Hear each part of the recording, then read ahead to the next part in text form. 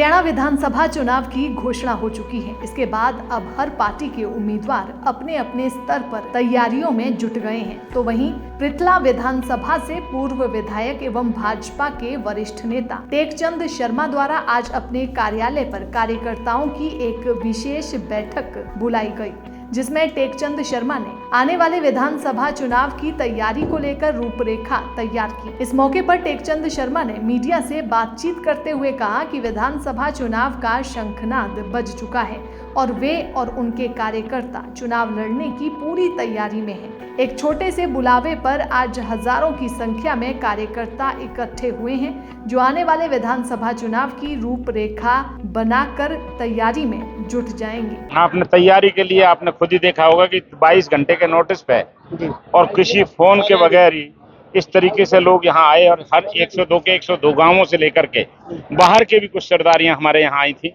उन्होंने पूर्ण रूप से आशीर्वाद दिया और आने वाले समय में भारतीय जनता पार्टी के जिस तरीके से माहौल है उसमें आप खुद देख सकते हैं कि अगर 22 घंटे पे कोई नेता इस तरीके की सरदारी, इस तरीके के परिवार इकट्ठे करके दिखाए तो मैं मानूं। एक घोषणा भी आपने की है 2024 से 29 तक की योजना किस तरीके से रहेंगी, उनको लेकर के बातचीत करें। देखिए भाई साहब, जब तक कोई मिशन लेकर के, आज हमारे आजादी के जो दीवाने थे मिशन लेकर के चले थे तभी आजादी मिली थी। हमने 14 से 19 भी मिशन लेकर के चले थे कि अपने क्षेत्र को हर तरीके से विकास की आंधी बहानी है। आज हम 24 से 29 तक का अगर हर साल घर में बजट बनाते हैं, हर साल में सरकारें बजट बनाती हैं, क्यों ना हम 5 साल का अपना बजट बना करके चले, क्यों ना हम अपने आगे के लिए विकास के बारे में एजेंडा लोगों को बताएं, जिससे कि लोगों को ये पता लगे कि भाई आगे क्या करना है, किस तरीके से हमारे क्षेत्र का विकास होना है। हमने आज उनको एक खाका बना करके दिया है और आगे विश्वास देते हैं कि चाहे कोई साथी हो, मैं किसी के बारे में नई बात नहीं करना चाहता। मेरा उद्देश्य सिर्फ और सिर्फ अपने क्षेत्र का विकास है, इससे एजेंडा दूसरा नहीं है। 2019 में भी आपने तैयारी की थी परंतु टिकट जो है वो नहीं मिली। अब 2024 की तैयारी कैसी है, टिकट को लेकर कितने आश्वस्त हैं? देखिए, आपने 19 में मैंने भारतीय जनता पार्टी ज्वाइन की थी, उन्होंने टिकट उस समय पर किसी कारणवश नहीं दिया। हमने भारतीय जनता पार्टी में सेवा की, हमने अपने विश्वास विकास और माहौल को लेकर के चले। कई बार हमारे क्षेत्र में कई बार छोटी मोटी बातें हुई तो उनका विरोध भी करना पड़ा।